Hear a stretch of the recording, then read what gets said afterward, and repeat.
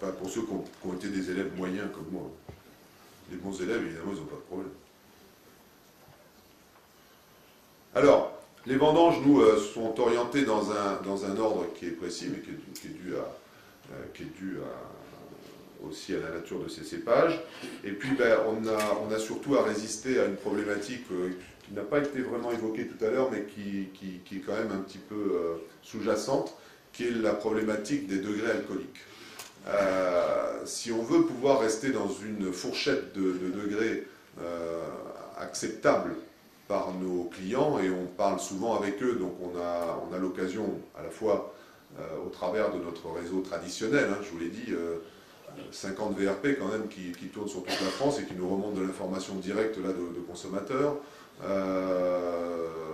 À côté de ça, on fait beaucoup de marques distributeurs aussi, on en fait dans toutes les enseignes, donc ça nous permet aussi d'avoir des remontées de la part des sélectionneurs sur les attentes des consommateurs. C'est clair qu'on cherche, et c'est pas simple, clairement c'est pas simple, à rester dans une fourchette de degrés entre 12,5 et 13. Alors comme on n'a pas le droit, comme les Américains, de rajouter de l'eau, il faut faire autrement.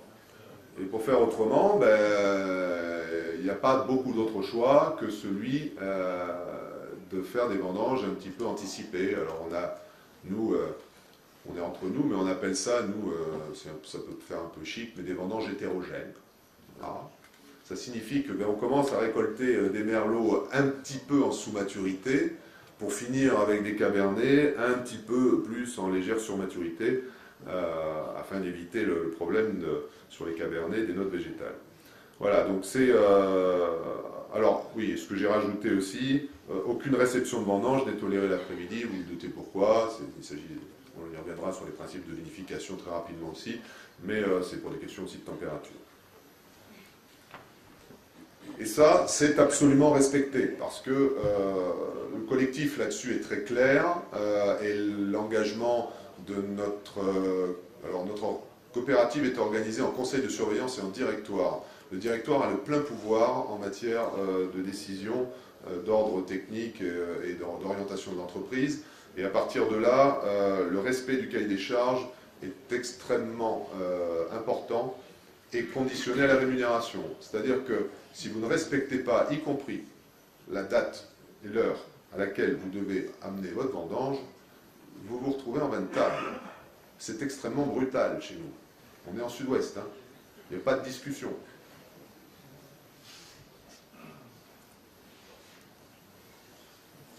Alors, très rapidement, parce qu'il ne s'agit pas de faire un cours de vinification non plus, mais on a vraiment travaillé sur notre itinéraire de vinification. Je vous l'ai dit, on a choisi des parcelles qui étaient vraiment, qui nous semblaient être propices, en tout cas, et on a pu le vérifier au travers de différents modèles et différentes expérimentations, puisque nous disposons en plus d'un chai expérimental qui nous a permis de faire des essais depuis de nombreuses années. Et donc on a vraiment défini un itinéraire de vinification précis pour nos parcelles dédiées au rosé, au travers donc bien sûr d'un pressurage pneumatique, de macération courte.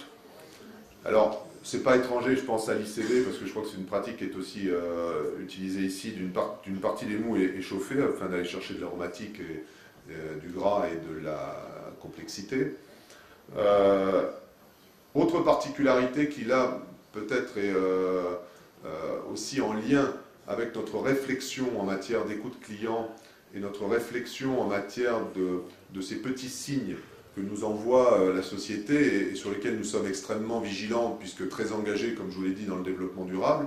Et donc ce pilier sociétal nous a renvoyé quand même une chose qui est il faut absolument qu'on fasse attention au niveau des sulfites dans nos vins.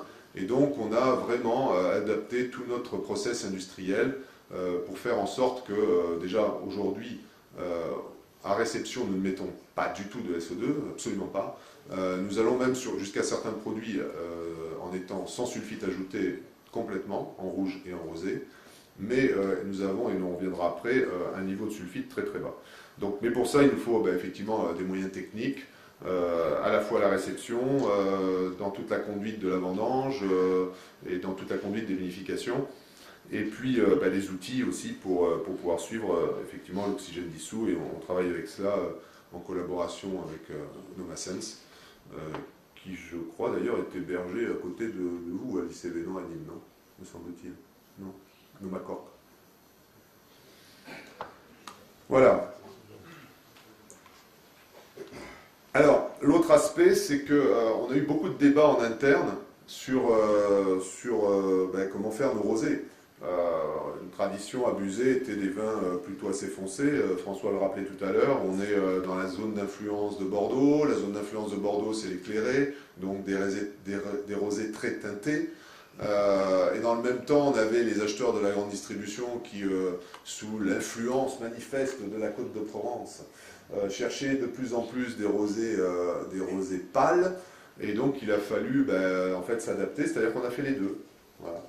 On a fait les deux. Alors, c'est vrai que, pour résumer, je dirais que là où j'ai une forte pression de la part de nos acheteurs dans le travail des produits, et donc en particulier sur les marques distributeurs, c'est très clair que l'influence rosé pâle est importante. Sur des marchés qui cherchent plus l'identité et qui pensent que le terroir sud-ouest est plus sur des rosés un peu plus foncés, on a un petit peu fait on a fait différents types de gammes en fait. Hein. Voilà. Mais pour autant, on vérifie tout ça. On a la chance d'avoir à Agen, au sein d'un pôle qui s'appelle l'Agropole, un laboratoire d'analyse sensorielle. Et donc on réunit tous les ans un panel de consommateurs, alors ce qu'on appelle des hédonistes naïfs, et naïves aussi d'ailleurs.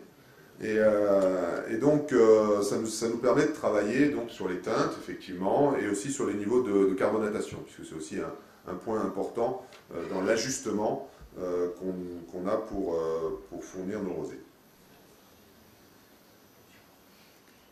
Donc la répartition des ventes de rosés, alors je l'évoquais rapidement tout à l'heure, vous voyez que par rapport à notre répartition des ventes générales en grande distribution, nous vendons plus de rosés en grande distribution. Et nous vendons plus de rosés en grande distribution parce que nous vendons plus de bag-in-box rosés en grande distribution. C'est le gros succès de ces dernières années. On n'a pas été les premiers à agir sur ce type de conditionnement, mais depuis 3 ans, c'est très clairement le type de conditionnement qui nous a permis d'accompagner notre croissance positivement. Et donc en particulier sur les rosés, et en particulier, vous en doutez, sur les périodes principalement estivales, même si aujourd'hui on constate que le rosé, notamment dans la partie CHR, est un produit qui n'est plus véritablement aussi... je ne sais pas comment dire ça, mais catégorisé comme produit estival. On a des mois de vente assez importants. Je ne sais pas si ça a été dit tout à l'heure, mais je pense que, enfin, mon interprétation en tout cas, moi je vois en décembre par exemple, on vend pas mal de rosés.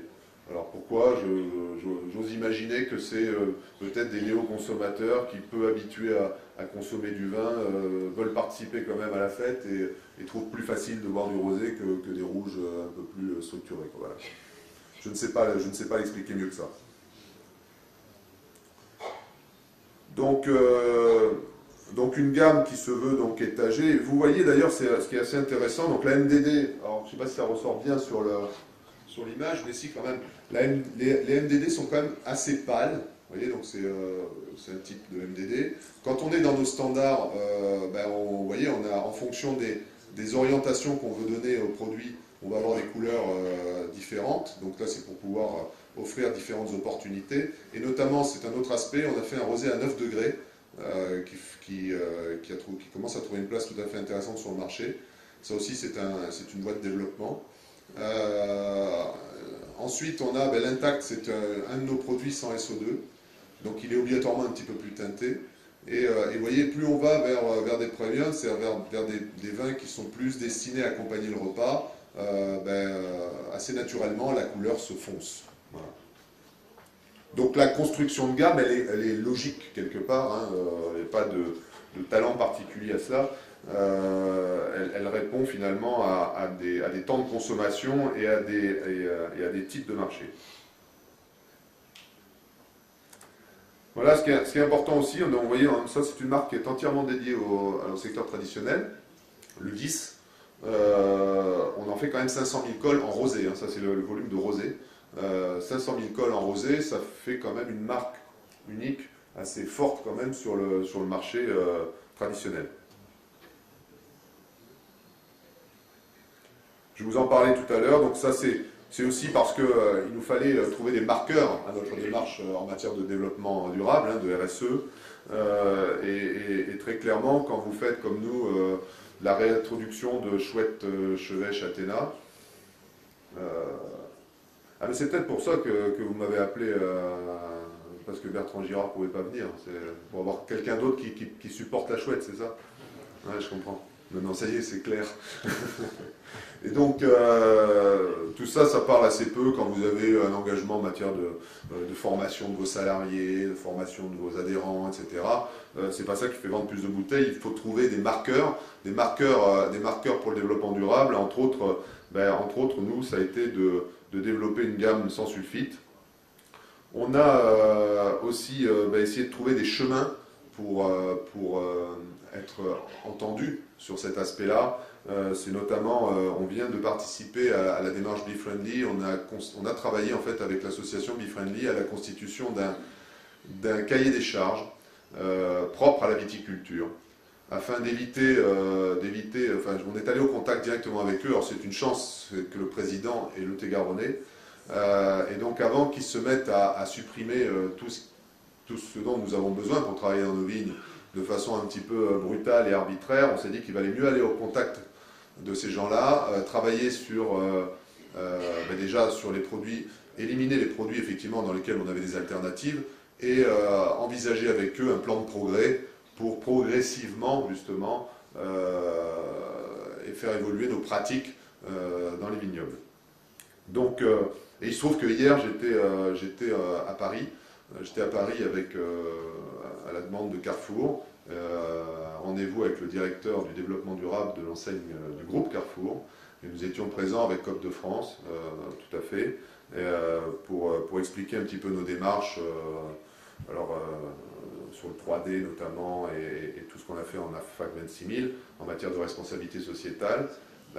J'ai même parlé de vignoble développement durable, vous voyez, parce que j'ai le secret espoir que nous puissions nous rapprocher un jour.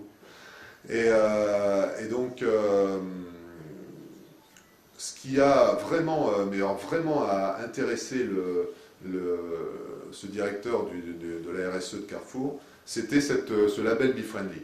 Il n'a pas arrêté de le citer parce que, effectivement, parler développement durable, c'est pas évident, mais parler sur quelque chose qui sont les abeilles, qui parle à tout le monde finalement, et mettre ça peut-être un jour sur nos bouteilles, en essayant de diaboliser ce qui est en train d'arriver sur la tête du monde viticole. Mais même si ce n'est pas dans le débat, je vais quand même en parler. Méfions-nous, méfions-nous, méfions-nous sévèrement.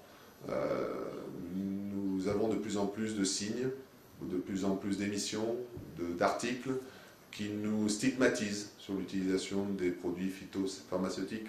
Donc soyons extrêmement attentifs à toute démarche de progrès dans cette voie-là.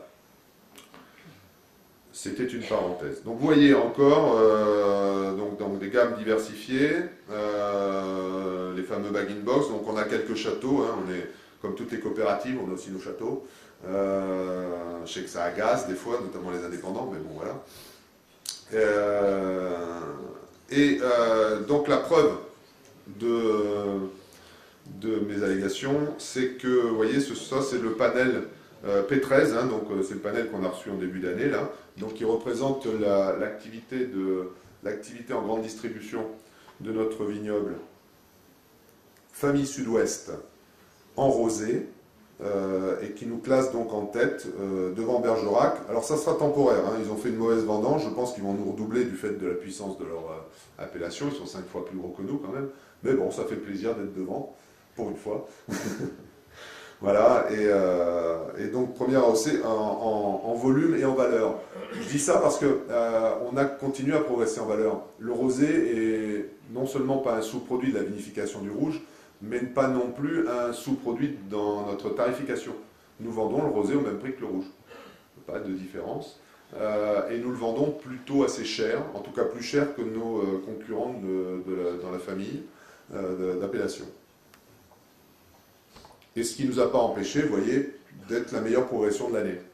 Donc, je dis ça, mais je le dis quand même. Voilà.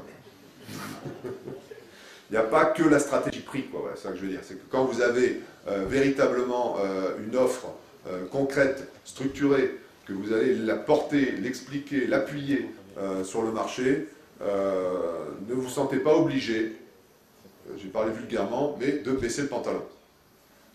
Voilà. Il faut avoir la force aussi et de la fermeté dans ses convictions. Le marché doit tenir, on doit rémunérer, enfin voilà, on doit rémunérer notre production. Alors, c'est un petit clin d'œil, mais c'est une réalité. On est en train de travailler sur un ultra premium là, qui va sortir très prochainement dans un packaging est en cours de finalisation. Et où on s'est inspiré un petit peu des grands crus des Côtes de Provence, parce que on s'inspire des leaders, c'est normal, toujours. Et donc, ce qu'on n'avait jamais fait, on est en train d'élever un rosé en barrique. Voilà. Donc c'est un élément supplémentaire qui va venir s'accrocher à notre gamme, qui sera évidemment plutôt dédié au secteur traditionnel. Mais comme je vous l'ai dit, on travaille nous sur les deux pieds, donc ça nous permet de faire ce genre de choses. Voilà, je vous invite à aller voir notre rapport de développement durable sur un site internet qui lui est dédié. Vous verrez toutes les actions que nous menons dans ce sens.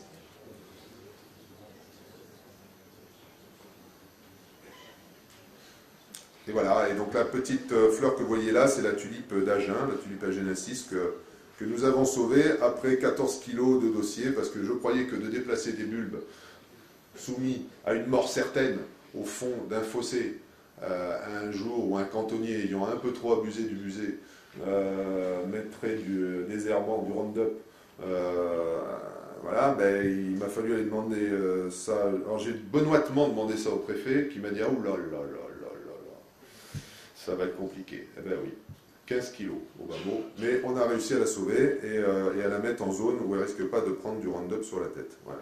Donc c'est pour ça que je la montre là, on l'a sauvée il y a 2 ans maintenant. Voilà. Merci.